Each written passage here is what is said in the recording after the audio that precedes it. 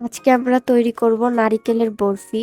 তো এই সম্পূর্ণ রেসিপি দেখতে আপনারা স্বপ্নাস ড্রিম কিচেনকে সাবস্ক্রাইব করে সাথেই থাকুন। আমরা একটা নারিকেল নিয়ে নিচ্ছি, সেটিকে কুড়ে নিলাম। সাথে নিয়ে নিলাম 1 কাপ দুধ, কর্নফ্লাওয়ার, ঘি, আছে কাজু বাদাম, কিশমিশ ও এলাচ। চিনি আপনাদের স্বাদ মতো নিয়ে নেবেন। ননস্টিক প্যানে ঘি দিয়ে নিচ্ছি, আপনারা চাইলে এটাকে স্কিপও করতে পারেন। আচ্ছা, বলে রাখি যে কুড়া নারিকেলটাকে হালকা পাটায় বেটে নিয়েছি। ঘি দিয়ে নারিকেলের পেস্ট দিয়ে দিলাম। চুলার জালটাকে মিডিয়াম আঁচে রাখবেন। কিছুক্ষণ পর চিনি, এলাচ দিয়ে নেড়ে নিয়ে কর্নফ্লাওয়ারটাকে একটু দুধ দিয়ে গুলে নিয়ে ঢেলে দিলাম।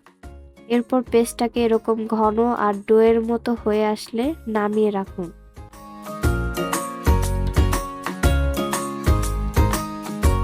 এরপর একটা বাটিতে ঘি ব্রাশ করে নিন। পরে ধীরে ধীরে নারকেলের পেস্টটা বাটিতে ঢেলে দিন এবং জমার জন্য কিছুক্ষণ অপেক্ষা করুন। চাইলে ফ্রিজেও রাখতে পারেন, এতে করে আরো ভালো হবে।